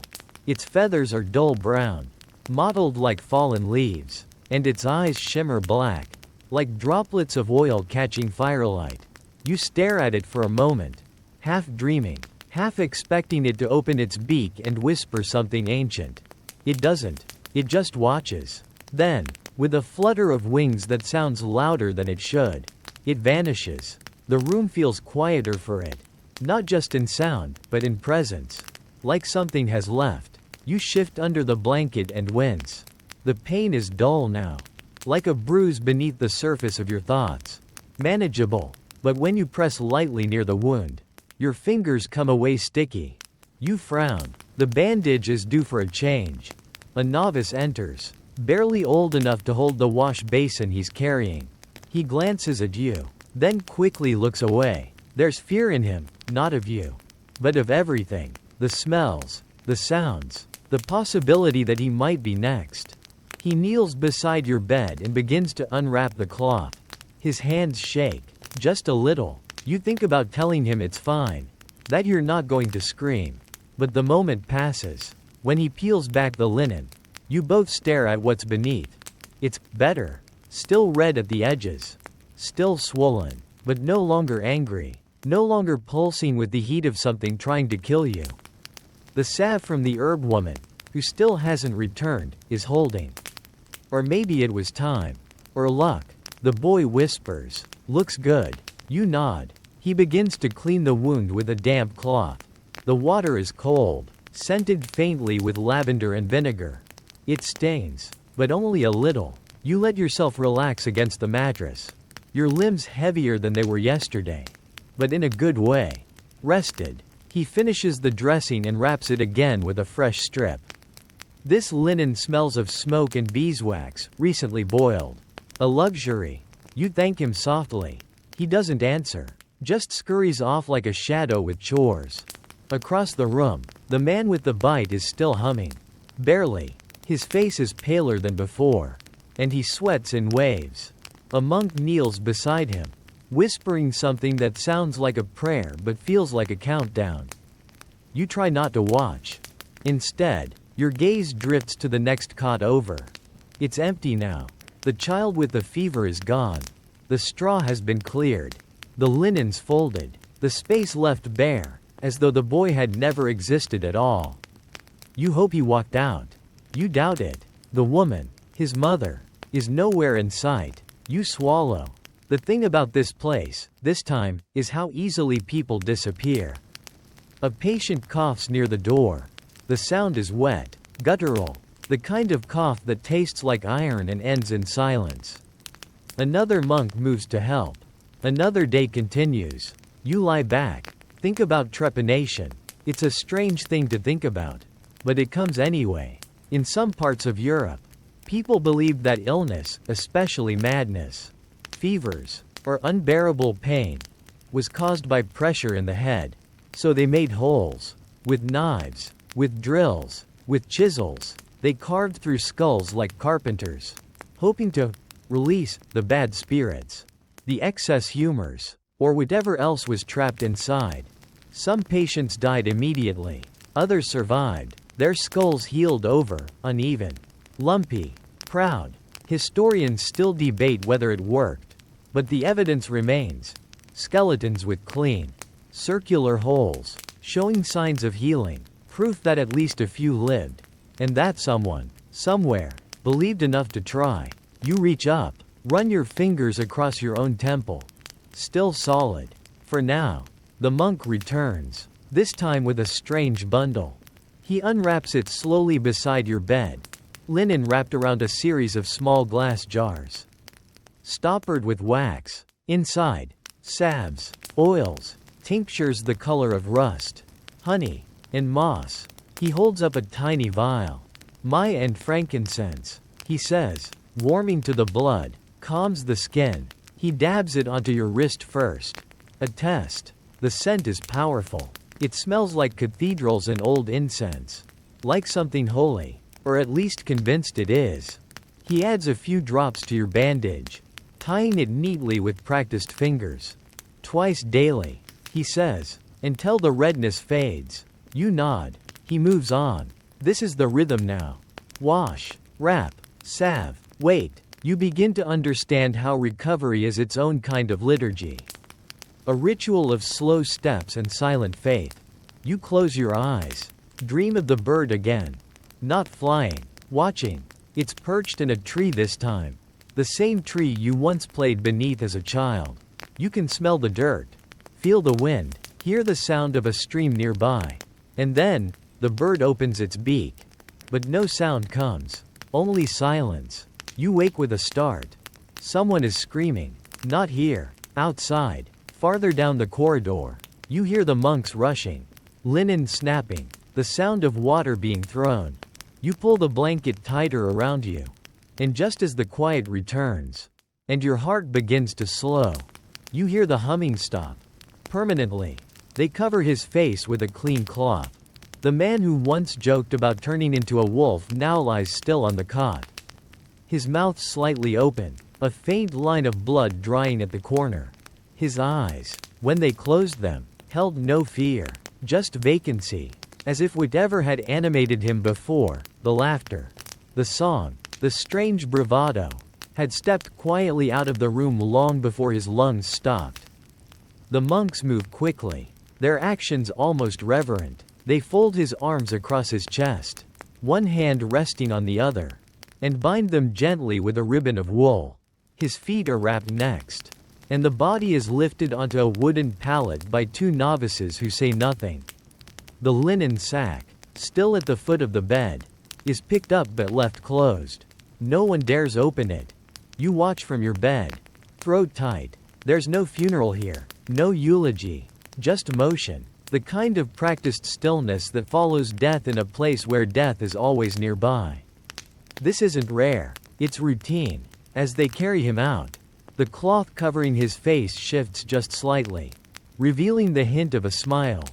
And then he's gone. The room feels different, quieter, yes, but not in the peaceful way. It's the quiet after a storm, when the trees are still bent from the wind and the sky hasn't quite decided what to do next. You lie back. The blanket feels heavier now. Across the room, the monk who had been caring for him sits on the edge of the cot, staring at the now empty mattress. His shoulders slump, not from sadness, necessarily, just from the weight of too many losses stacked one on top of the other.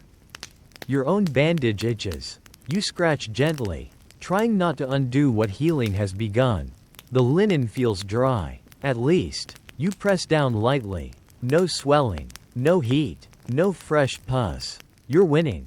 Or, at least, not losing. Outside, a bell tolls. Not for death. Not this time. For mass. Life, it seems, goes on whether the beds are full or empty. You shift in your bed, and the movement feels easier than it did yesterday. Your muscles still ache, but they obey. You sit upright for the first time in days. The room tilts slightly, then rights itself. A novice notices and hurries over with a mug of something steaming. He hands it to you without speaking. You take a sip. It's warm broth, thick, salty, laced with bits of parsley and something else you can't name. It tastes like comfort, or the memory of it. You drink slowly, carefully, each swallow settling like a stone in your stomach. Afterward, you rest the cup on your chest and close your eyes. The monks are still murmuring near the far end of the room. Another patient groans in their sleep. A window creaks open, letting in a draft that smells faintly of rain-soaked hay. And for the first time since your arrival, you realize you aren't thinking about your own pain. You're thinking about theirs. You wonder how many more will come through that door. How many will leave? How many will be carried out? Wrapped in silence. And yet, the salves are still prepared. The bandages boiled. The beds turned down. The monks rise each day and do it all again. Hope, it seems, is also a ritual. You reach for your satchel, the one they'd tucked beneath the bed when you arrived. Your fingers find it. Inside, your coin purse.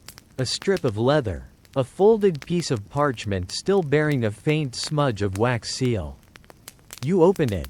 A letter. From before the injury. From someone you haven't thought about in days. You read it slowly. The words are ordinary. I hope your journey goes well. I packed extra clothes in the bottom pocket. Let me know when you reach the town. Stay warm. Sleep near fires. But now, they feel profound. You fold it again and place it under your pillow. You're alive. And just as you begin to drift again, mind quiet, body stable, the room begins to shift once more. A new smell. Something pungent, bitter, burnt. You glance up. One of the novices has knocked over a small brazier. Smoke curls toward the rafters. Black and thin. The monk near the far bed rises, shouts something in Latin, and rushes forward. The fire is small, contained, quickly smothered with a wet cloth. But it reminds everyone, too suddenly, how close to destruction this place really is. The air now carries the scent of char and scorched wool. It clings to your tongue. You close your eyes, trying to push it away. You lie back down, and just as sleep begins to take you again, soft, tentative, careful, you hear footsteps approaching once more. Another patient, another wound, another chance to stay. Or not. The new arrival doesn't scream. That, in itself, is suspicious. The sound of boots precedes him, heavier than most. Not a limp, not a shuffle, but a steady, deliberate march. Then comes the creak of leather. The faint jingle of metal. Not monk's robes. Not a peasant's sandals. Armor. You lift your head slightly. A soldier. They guide him in slowly, two monks on either side supporting his weight as if he might collapse at any moment. He doesn't. His jaw is clenched, his brow furrowed, and his tunic, once white, is soaked in red. He walks to the cot across from yours. Then sits. Not lies. Refuses the help. He unbuckles his cuirass with trembling fingers and tosses it to the floor with a metallic thud. It echoes. Just stitch it, he mutters. The monk frowns, gently easing back the fabric of his undershirt. You see it then. A deep gash across his side. Not clean. Torn. As if a blade had hooked in and dragged along the ribs like a fisherman pulling a stubborn catch. The edges are dark. Not from blood alone, but from something spreading beneath. The soldier exhales slowly, his hand gripping the cot's edge hard enough to whiten the knuckles. He doesn't flinch. Not when the monk pours vinegar. Not when the cloth presses in. Not when a needle appears. You've seen strong men cry here. You've heard even monks scream. But this one sits like stone. Then, finally, he speaks. It was a woman, he says. Didn't even see her blade. Moved like smoke. Left me bleeding in the mud. The monk says nothing. I killed 3 before her. The soldier adds. This one didn't even break a sweat. He closes his eyes. I thought I was ready. You watch quietly. His face softens as he breathes. Not from peace, but from exhaustion. He's used up everything else. The monk begins to stitch. Each thread pulls a part of the wound together. You can almost feel it. Remembering the tug of needle on your own skin. That strange duality, half pain, half hope. The soldier doesn't move, but he talks. He tells the monk about the battle, how the mud sucked at their boots, how the air stank of fear. He talks about the sound of arrows, like bees with iron stingers. He says nothing poetic, just facts, descriptions carved from memory like names into stone. The monk listens, but says little. You know this rhythm well by now. The soldier pauses. His breath catches. Not from pain, from memory. He opens his eyes, turns to you. You ever been in a fight? You hesitate, then shake your head. He smirks, but there's no mockery in it. Lucky, he says, or not. The monk finishes the stitches. The wound is closed, but the skin around it is angry. Red, inflamed. The soldier sees it too. His smile fades. Too late? He asks. The monk doesn't answer. He just pours more wine over the thread. You look at the soldier's face again. He's bracing himself, not for pain, but for time. For whatever this will become. You wonder how many warriors have sat in this very spot. How many came in whole and left in pieces? How many walked out? And how many didn't walk at all? There's a record somewhere in the monastery, a list of the fallen. Names, dates, causes. One monk once told you it read more like a weather log than a death register. Rain, arrow to the thigh, fever, fog, infection, leg removed, died 3 days later. Clear skies, recovery unlikely. You lie back, your own wound is quieter now. Like an animal that once snarled but has curled into sleep. You press your hand over it. Nothing leaks, nothing burns. Your pulse doesn't race at the touch. You're getting better. You watch the soldier settle onto the cot, his body finally surrendering to gravity. He groans, not in pain, but in admission that he can no longer pretend to be untouched. The monk covers him with a thin wool blanket. It's all they have left. The better ones are already in use, or buried with their owners. The monk walks past your bed. He pauses. You'll stand soon, he says, by end of week, if it holds. You nod, stunned by the simplicity of the statement, as if standing were a miracle. And maybe it is. The thought lingers. You might walk out of here. The idea is both thrilling and terrifying. Out there are battles, blades, women who move like smoke.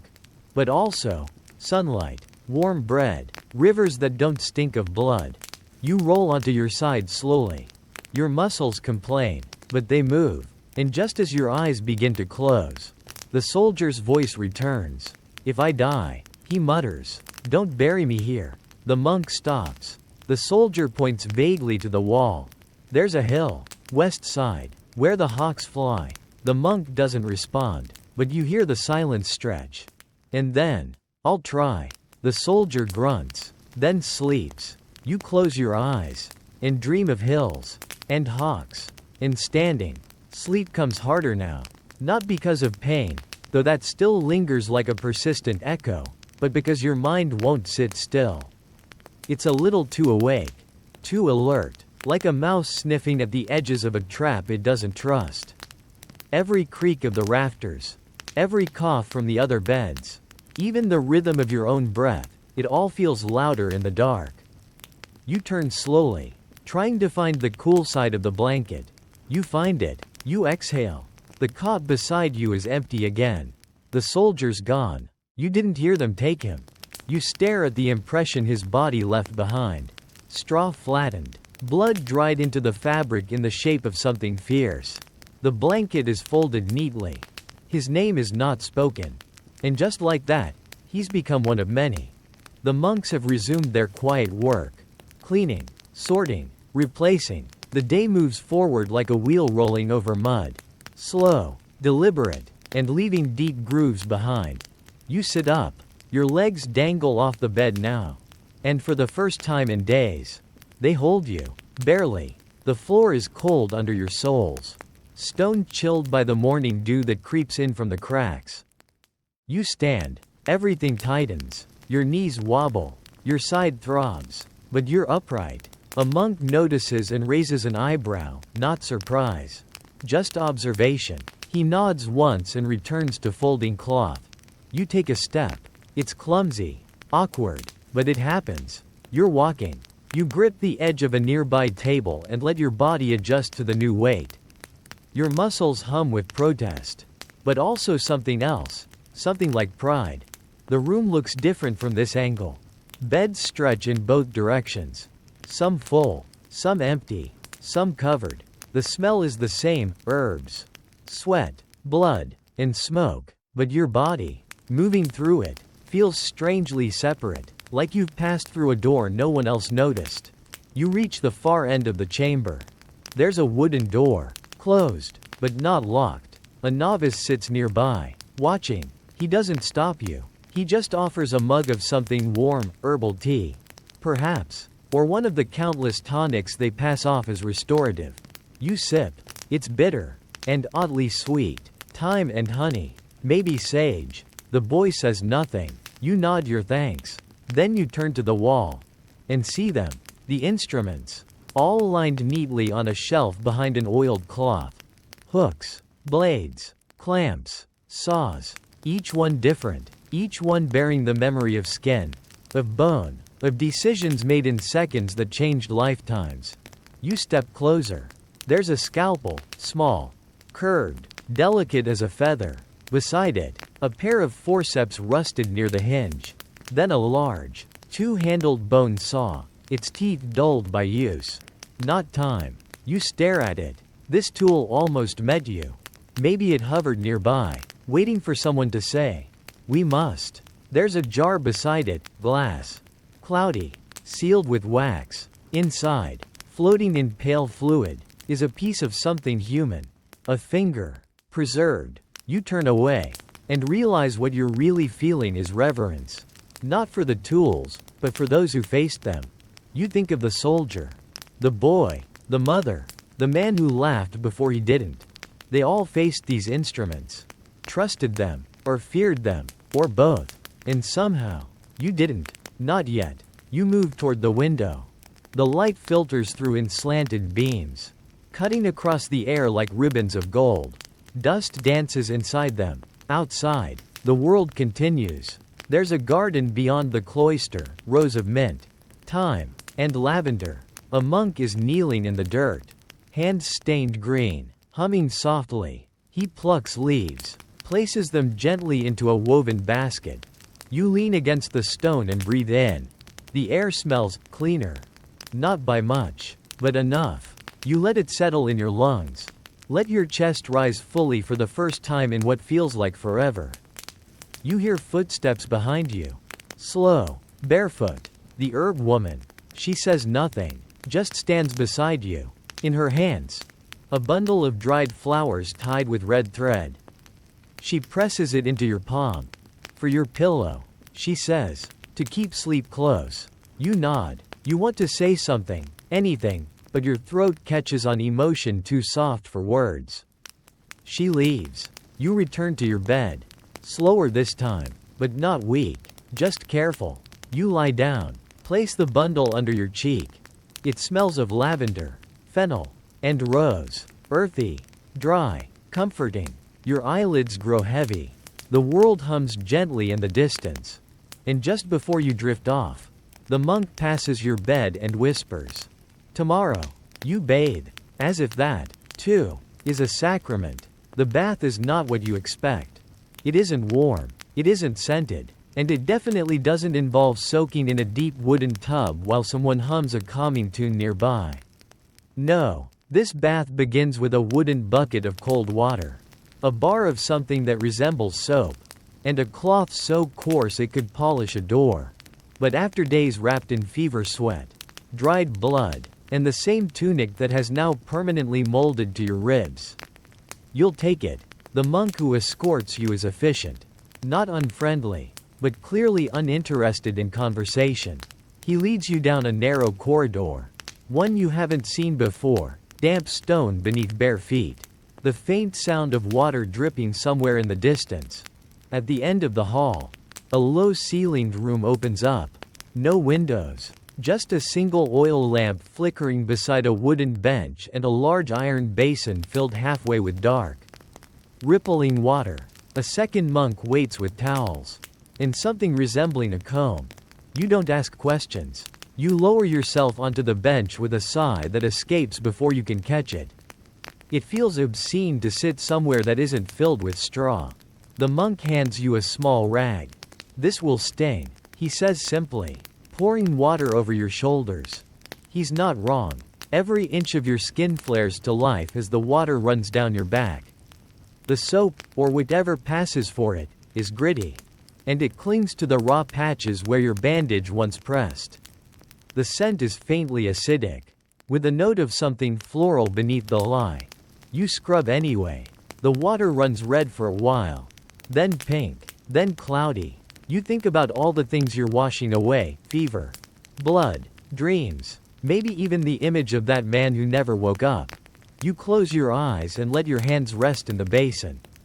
This is healing too, you realize. Not the cutting, not the stitching, not the salves and steam and poultices. Just this: water, touch, the quiet sound of a comb pulled through tangled hair. The monks help you dry. You don't feel embarrassed. Not here, not now. They drape a clean tunic over your shoulders. It's coarse, but it doesn't smell like anything except sun and air. When you return to the infirmary, your cot has been remade. Fresh straw, fresh blanket, the herb bundle still tucked neatly beneath the pillow. You sit, then lie down. The room is quieter today. 2 patients have been discharged. One hasn't moved in hours. You're not sure if that's good. You close your eyes. The scent of lavender is stronger now. Maybe the air is shifting. Maybe your senses are waking. Then you hear the sound. Metal on wood. Not a crash. Not a weapon. Just the slow, careful placement of tools on a tray. You lift your head. At the far end of the room, 2 monks have set up a table. Instruments laid out like relics. Clean, sharp, ready. Another patient enters, young, flushed with fever, his arm cradled awkwardly against his chest. A wound, fresh, ragged. The monk speaks softly. He nods, then lies down. "This will be surgery, but not yours. For once, you're not the one on the table." You watch as the monks prepare the tools. One stirs a basin of wine. Another sharpens a small blade. And then, just before the first cut, the boy looks toward you. His eyes catch yours for a split second, frightened, unsure, desperate for anything that resembles calm. You nod. Not big, not heroic, just a small, slow movement that says, "I survived." He nods back, then turns away. The monks begin. You lie back on your cot, heart steady. You are part of the world again. Not its center, not its edge, just somewhere in it. You think about all the things that got you here. The herbs, the hands, the humming, the heat, the silence. The blood. The body that refused to quit. Even when the mind begged for rest. And just as your breath evens out again, and the pain begins to fold inward, becoming memory instead of moment, you hear a monk say softly, "This one will make it." And for the first time in what feels like years, you believe it. They call you, the quiet one, now. Not to your face. Monks don't say such things aloud, but you hear it whispered as you walk. Because yes, you're walking down the corridors where you once were carried, past the beds where you once lay blinking at the ceiling, counting the cracks and waiting for the next bout of fever to strike. You walk slowly, carefully, one hand on the wall for balance, but upright, awake, watching. The infirmary looks different now. Not because it's changed, but because you have. The smells still linger, rosemary, sweat, blood, damp linen, but they don't choke you anymore. You can breathe through them, past them. The sound of coughing doesn't make your heart pound. The sight of a wound doesn't blur your vision. You're still healing, but you're no longer only a patient. Today, they ask you to help. It begins simply enough. A monk places a bowl in your hands and nods toward a cot. "Hold this while I clean," he says. "Steady. If you can, you can." You sit beside a boy no older than 10. He's missing 2 fingers on his left hand. A clean cut. Likely done to save the rest. He doesn't cry. He just watches you. Quiet, pale, holding onto the blanket like it might anchor him. The monk works quickly. You keep the bowl level. Blood drips in soft plinks. Like rain on slate. You glance at the boy. He doesn't look away. You offer the faintest smile. He returns it. Afterward, the monk wraps the hand in thick linen and pats the boy's head. "You're braver than most men," he says. Then turns to you. "And steadier than most novices." You exhale slowly, trying not to let the compliment sink too deep. But it does. Later that day, you assist again. This time, you fetch clean cloths. Stir a paste of honey and crushed marigold petals. Light a brazier beneath a bowl of steam and watch the herbs curl as they melt. It feels strange, being part of the rhythm. You used to be on the other side of it. Sweating, bleeding, waiting. Now, you are helping. And then it happens. A boy arrives with a wound so deep it shouldn't still be bleeding. A gash across the thigh, long, wide, still red. He's shaking. The whether from cold or fear is impossible to tell. The monks rush to clean the wound. But one pauses. Boiled linen. Fast. They look at you. Without thinking, your body moves. Down the corridor. Into the back room. Past the shelves of dried herbs and stained cloths. You reach for the clean rolls. Then grab the bucket from the fire. The steam rises in a thick cloud, burning your fingers slightly as you lift it. You don't flinch. You return. The cloth is taken. The wound is packed. The boy breathes. The monk nods at you. A deep, slow gesture that feels like something more than gratitude. That evening, you sit near the window. The same one the bird once visited. Outside, the light fades gently across the garden. The monk in the soil is there again, kneeling with patience only monks seem to have. He plucks the smallest shoots from the ground, chamomile. You think, maybe sage, and places them carefully into his basket. You touch your side. The bandage is smaller now. Your skin no longer feels raw beneath it. The scar, when it comes, will be long, faint, but yours. You wonder what it will say when someone asks. A soldier's wound? A duel? No. You'll say, a cough, a fever, a monk with a cautery iron, a woman with herb-stained hands, a cot that smelled of vinegar and smoke. You happened. You return to your bed. A novice brings broth. You drink it slowly, carefully. Every sip reminds you that your body is not yet whole, but close. Across the room, someone begins to sing. Not well, not on key, but softly. It's an old tavern tune, likely taught by a father to a son. It weaves through the beds like a thread, tying strangers together with a melody that makes no demands. You hum along. When the bowl is empty, you lie back. The ceiling hasn't changed. Still cracked. still leaking slightly at the corner. But tonight, it feels less threatening, like it's held firm through many winters. And one more won't break it. And just as your eyes begin to close, the monk who first stitched your side walks past. He doesn't stop, just murmurs, "Still with us," in the same tone he used on the first day. You smile. Still here. Still healing. Still whole. Despite everything. You wake to rain. Not thunder. Not wind. Just the gentle, even patter of drops on the stone ledge beyond the window. It's a sound that fills the room without pushing out breath. Soothing. Soft. You lie there listening for a long time. Eyes open. Staring at the ceiling that has grown familiar enough to almost resemble home. The rain smells clean. A monk opens the shutters slightly, letting in the scent of wet earth and thyme. He smiles when he sees you already awake, already sitting up. He doesn't say anything, just offers a warm cloth for your face and walks on. You press it to your cheeks, feeling the faint heat seep into your bones. Today, you'll move more. Today, they let you carry the herbs. It's not a job they give to novices still shaking with fever or fresh from stitching. It's a task for those on the edge of return. A sign that the body has rejoined the world. You follow the herb woman into the back garden. She walks slowly, her sandals wet with dew, skirts dragging through the leaves. The sky is gray above, soft and quiet. She stops at the rosemary. Take the branches only from the southern side, she says. They dry slower. The scent lasts longer. You nod, crouch beside her, and begin to gather.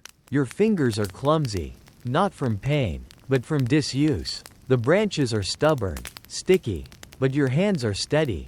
More than yesterday, less than tomorrow. You move to thyme, to marigold, to nettle, each plant with its own story, its own reason for being here. Lavender for sleep, she murmurs. Mint for breath. Rue for stubborn fevers. Dandelion for kidneys, though the monks pretend they don't believe it works. You laugh, quietly. She grins. You return to the infirmary with your bundle wrapped in cloth.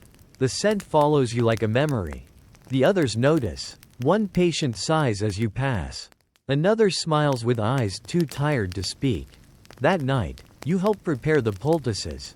You mix the honey, stir the paste, wash your hands twice with wine and herbs before touching anything.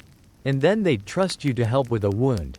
A small one, just a burn on a boy's hand from touching a brazier too quickly. But still, it's his pain, and he watches you like you're the one who knows the way out of it. You work slowly. You blow gently on the paste before applying it. You murmur nonsense under your breath, the way the woman once did for you.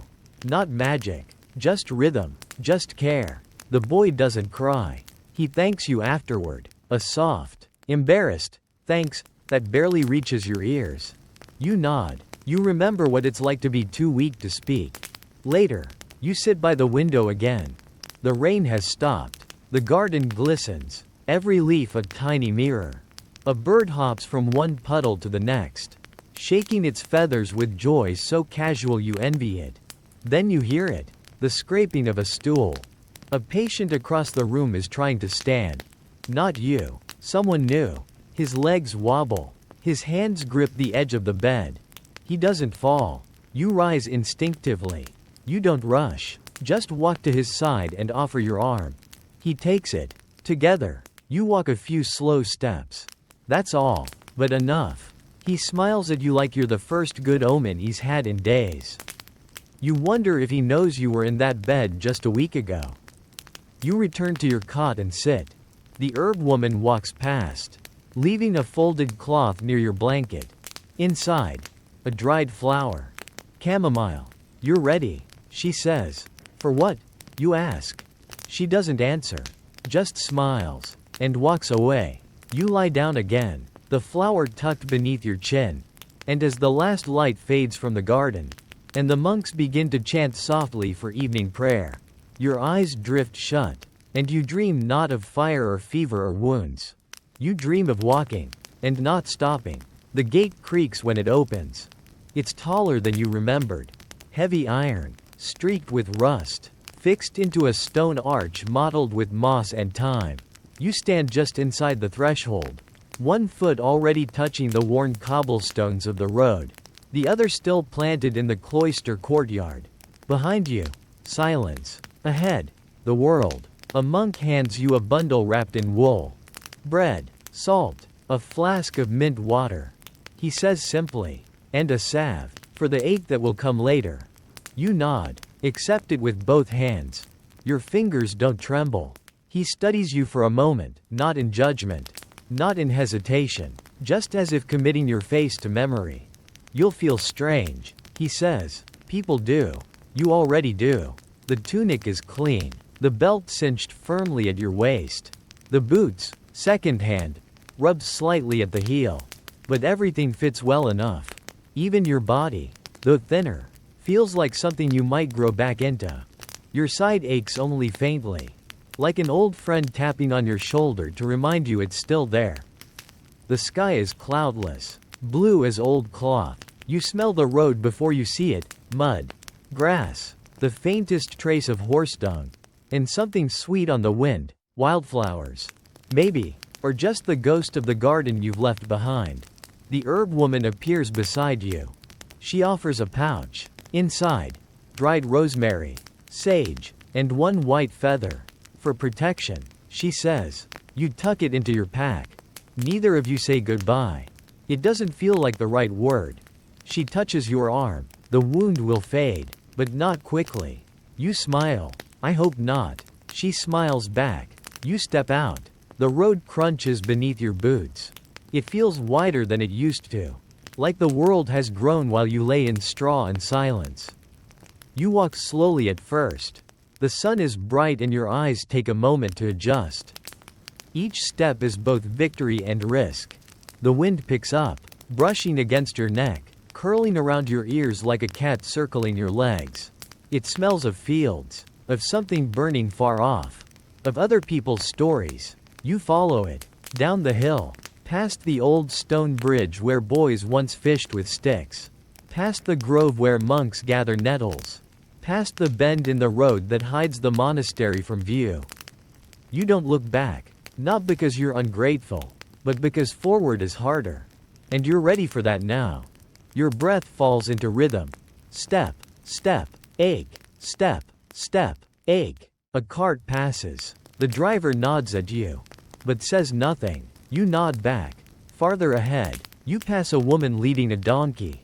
She glances at your bandage, then at your eyes. She gives a small nod, more respectful than curious. She's seen wounds before. Midday comes, and you stop beneath an olive tree. You unwrap the bundle. Bread, a little hard. Salt. The mint water is warm now, but still sweet. You eat slowly. You let your back rest against the bark. You listen to bees somewhere nearby and feel the sun trickle through the leaves in soft flickers. You fall asleep without meaning to.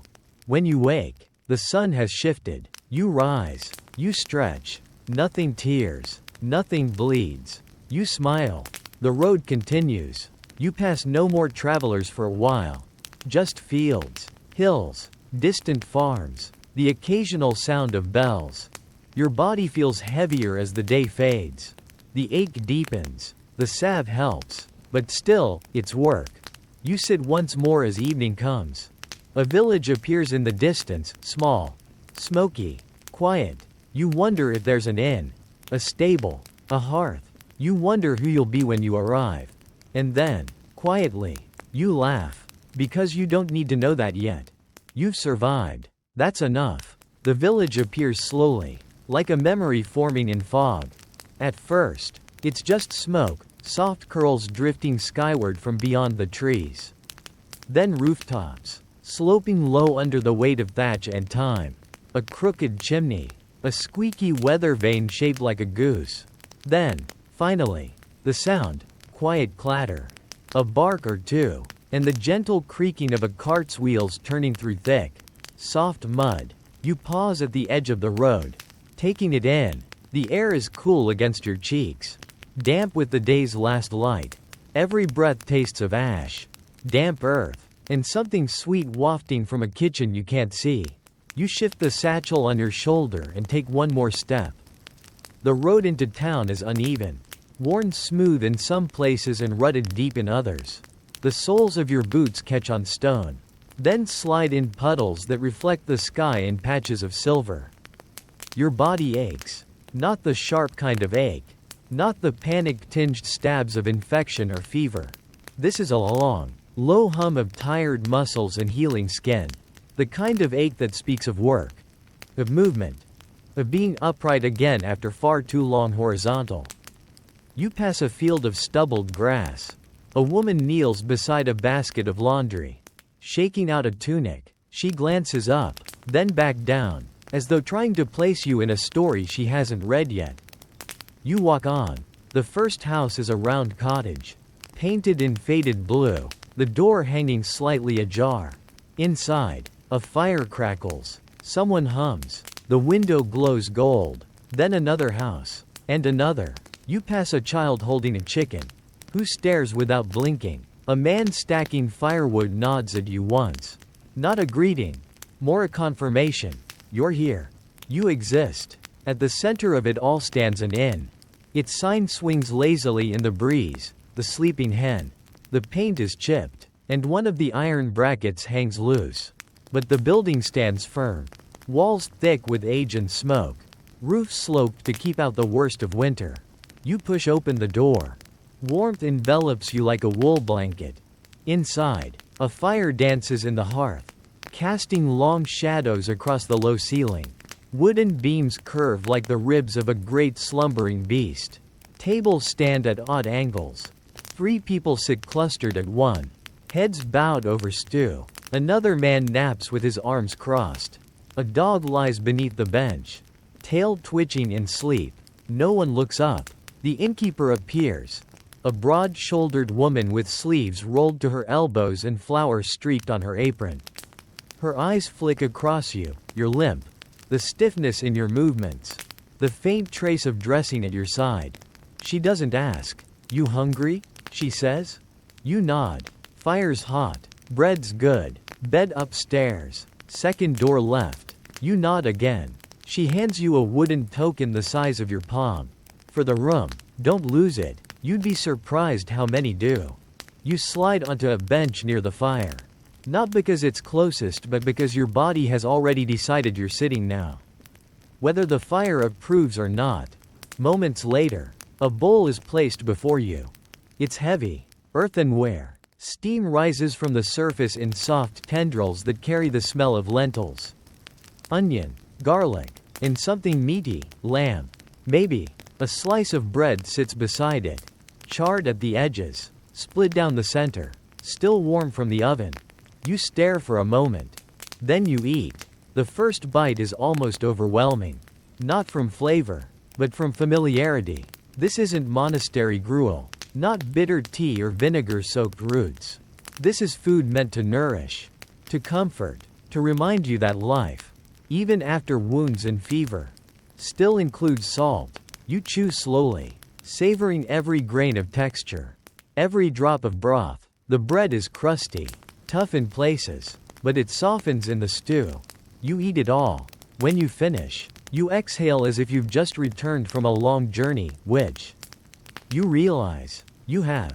The innkeeper returns. Stairs are that way, she says, jerking her head. Watch the third one. It's got a complaint with your foot.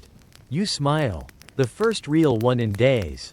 The stairs creak. Each step tests your balance, your muscles, your patience. But you climb, one hand trailing along the wall. At the landing, a hallway leans gently to the left. Doors line one side. Your room is marked with a faded carving of, fittingly, a sleeping chicken. You push the door open. The room is small, clean. One bed, one stool, a table with a cracked mirror. A small window, open just enough to let in the sound of wind through leaves. The floorboards flex beneath your boots. You sit on the bed. It sinks beneath your weight, then holds. The blanket is coarse, but not scratchy. The mattress smells of lavender and wood smoke. You remove your boots, your socks, the wrappings from your calf. You stretch your legs and feel your back crack in 3 satisfying places.